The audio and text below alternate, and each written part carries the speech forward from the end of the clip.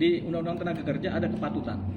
Walaupun ini dia tenaga kontrak atau honorer di wilayah pemerintahan, tapi sedikit banyak sama dengan yang ada di wilayah Undang-Undang Tenaga Kerja, yaitu paling tidak kalau dia diberhentikan setidak-tidaknya 1 bulan sebelumnya sudah diberitahukan. Ini sama sekali nggak ada diberitahukan, sehingga tiba-tiba lewat pos. Ini namanya kan kegilaan yang dilakukan oleh seorang pimpinan. Kita nggak tahu siapa ini pimpinan ini kan, tapi ini wajib diganti pimpinannya. Itu ya masyarakat kan nilai sendiri, Mbak. Seperti apa? Mungkin apa saya nggak sesuai standarisasi mereka. Standarisasinya seperti apa sih? Saya kan digaji sama rakyat, gitu. Bahkan kan Bapak Prabowo sendiri ngomong, gitu. Saya bekerja bukan pada pimpinan, saya bekerja pada negara dan rakyat, gitu. Kalau misalnya melenceng dari pekerjaan yang untuk melayani masyarakat, buat apa saya matuin mereka?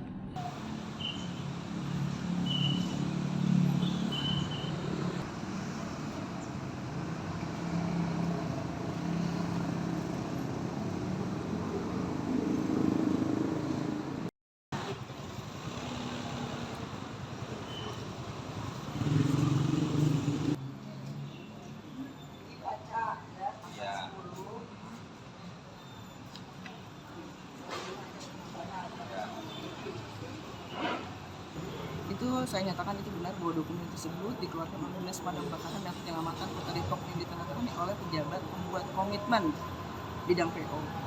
Terus ini perlu kami sampaikan bahwa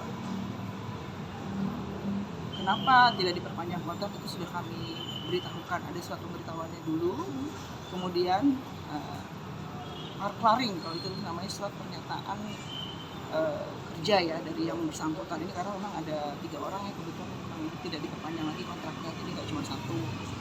Terus kenapa tadi ada pertanyaan, kenapa Bu kok nggak diperpanjang lagi kontraknya? Ini kami jelaskan bahwa tidak diperpanjang kontrak kerja karena memang habis masa berlaku kontrak kerja tersebut, dan itu ada dalam surat pernyataan dan surat kontrak pada pasal 3 yang sudah ditandatangani oleh yang bersangkutan masing-masing PKTT di atas materai yang cukup, bahwa yang menyatakan kontrak kerja mereka itu sampai dengan tanggal 31 Desember 2024. Hal lain adalah ada evaluasi internal yang kami lakukan di dinas kami, Dinas Pemadam Kebakaran dan Penyelamatan Kota Depok. Demikian. Internal seperti apa sih audit? Evaluasinya seperti semua kerja ya, semua mungkin kalian juga dievaluasikan. Ini kita ada evaluasi tiap tahunnya, dan itu menyatakan bahwa memang tidak bisa diperpanjang. Ini ada kaitannya dengan vokalnya Sandi sendiri nggak sih, muka bobroknya damkar? Oh, kalau itu rekomendasi. Nggak ada kaitannya atau gimana sih? Kami fokusnya ke kinerja. Ya. Artinya kinerja Sandi tidak memenuhi standar atau gimana, Bu? Iya, berdasarkan evaluasi. Ya, jadi itu masuk semua ke dalam evaluasi karena 1 tahun sama seperti teman-teman sekalian ya. Teman-teman juga kalau kerja setahun ternyata tidak memenuhi target atau tidak ada alasan-alasan tertentu yang tidak bisa dipertanggungjawabkan, ya mohon maaf. Dan ini memang surat pemberitahuan, bukan pemecatan. Target yang tidak dipenuhi Sandi sendiri apa sih? Itu nanti nggak bisa dijelaskan di sini karena memang itu ada rahasia internal. Bu, berarti sebelum keluar surat yang kemarin itu sempat ada pemberitahuan sebelumnya? Ada, kami undang. Sudah 2 kali, jadi tanggal 31 Desember kami undang, tidak datang, sampai setengah 5 saya tunggu di sini. Dan ada buktinya, tanggal 2 kami undang lagi melalui kepala PT, jam 10 kami tunggu dan tidak datang. Bu, apakah ini ada juga kaitan dengan aktivitas Sandi sendiri secara personal ataupun sebagai petugas damkar itu? Saya nggak bisa buka hal itu ya. Ada pemanggilannya sore, saya bilang lah gue capek, gue bilang lagi pula tanggal merah, masa jam itu ya, gue nggak mau, kalau mau ntar aja, saya gituin. Udah. Tapi tuh tanggal saya 31 masih kerja kan? habis itu, Tiket 30, 31 turun ya? iya turun saya. Nah habis itu ya saya nggak tahu mas gitu, kesalahan saya apa gitu, apakah mungkin dari dendam pribadi mereka atau seperti apa dari Bu Tesi gitu, apa mungkin dia kuncinya ada di saya menyerang dia secara pekerjaannya gitu. Mungkin saya juga udah dapat banyak bisikan kemarin, dapat dari sesepuh warga Mekarsari, ternyata Tesi Haryati itu adalah lurah yang pernah didemo warganya karena masalah IMB dan tanah. Dia bekas lurah di Mekarsari. Nah, memang saya sering berkontrak sama dia gitu. Ya saya juga bingung juga gitu, saya dipecat faktor apa gitu, standarisasinya seperti apa. Kalau dibilang masuk, saya masuk terus.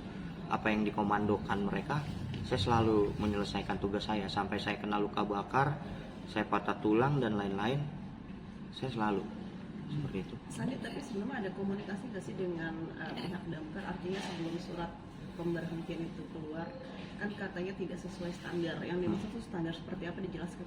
Nah, nggak tahu juga standarnya mereka itu seperti apa. Kalau tinggi badan, saya tinggi badan ada kok. Kinerja mungkin? Iya, kalau untuk kinerja boleh tanya teman-teman saya dan fakta lapangan seperti apa.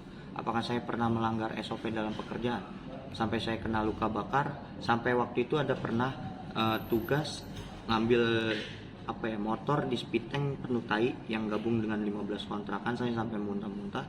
Saya yang masuk sendiri.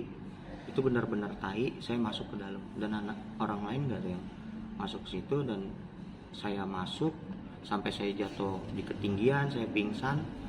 Ya, saya juga bingung standarisasinya mereka seperti apa. Apakah standarisasi bawaan pejabat? Dan juga ada teman saya, Mbak, teman-teman juga tahu kok, anak salah satu PNS itu 5 bulan 6 bulan nggak masuk, udah beberapa kali, tapi dia masih tetap diperpanjang kontrak. Artinya tidak dijelaskan sama pihak damkar sendiri standar yang dimaksud itu seperti apa? Iya, tidak. Tidak ada komunikasi? Tidak. Awal itu komunikasinya itu waktu itu tanggal 31 Desember saya lepas piket. Nah, pada saat lepas piket itu saya dipanggil, tapi melalui Danru, suratnya nggak ada. Nah, karena tanggal 31 itu tanggal merah dan saya lepas piket, dan juga saya kalah kocokan ya sama teman-teman tuh, tanggal 31 itu saya ke pasar beli kerang sama beli ayam untuk bakar-bakar 3 grup A, B, C. Selesai sore, San, lu dipanggil lagi. Gila, gue habis dari pasar Kramat Jati.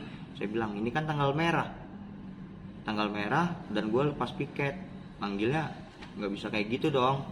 Nah, akhirnya kemarin pada saat katanya udah selesai cuti, saya telepon lah salah seorang kasih, bang gimana, mau ngobrol atau bagaimana? Katanya suruh nemuin Bu Tesi. Yaudah, akhirnya kemarin saya ketemuin tuh saudara yang memecat saya, Bu Tesi Ariati. Saya ke Mako, saya tanya-tanya nih, malah ngoper-ngoper ke kepala UPT kemana segala macem.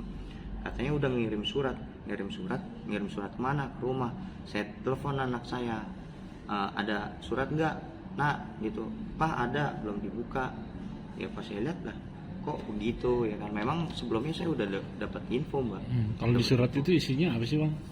Nggak, pernyataan kenapa Abang nggak diperpanjang? Oh, nggak ada penjelasan. Nggak ada Oh. sini. Oke, Ada. masuk ke Sandi, ada dugaan nggak sih bahwa pemecatan ini memang karena kamu sendiri vokal membongkar dugaan-dugaan kasus yang ada di damkar? Ya kalau untuk itu ya masyarakat kan nilai sendiri, Mbak. Seperti apa? Mungkin apa saya nggak sesuai standarisasi mereka. Standarisasinya seperti apa sih? Saya kan digaji sama rakyat, gitu. Bahkan kan Bapak Prabowo sendiri ngomong, gitu. Saya bekerja bukan pada pimpinan, saya bekerja pada negara dan rakyat, gitu. Kalau misalnya melenceng dari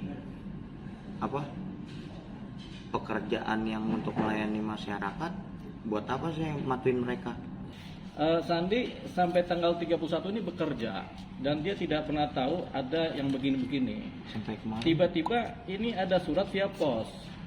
Ini jarang sekali terjadi atau malah tidak pernah terjadi pemberhentian lewat pos